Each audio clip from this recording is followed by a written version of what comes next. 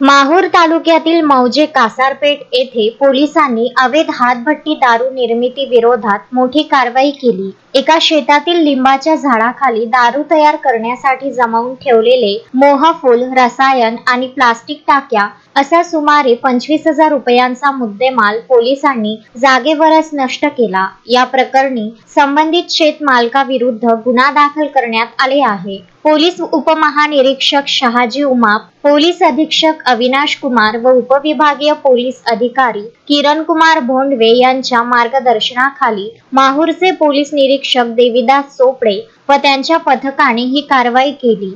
ज्या गावात अवैध हातभट्टी दारू आढळेल तेथील सरपंच, ग्रामसेवक आणि पोलीस पाटील यांच्यावरही नवीन कायद्यानुसार जबाबदारी निश्चित करून कारवाई केली जाईल असा इशारा पोलीस निरीक्षक चोपडे यांनी दिला आहे।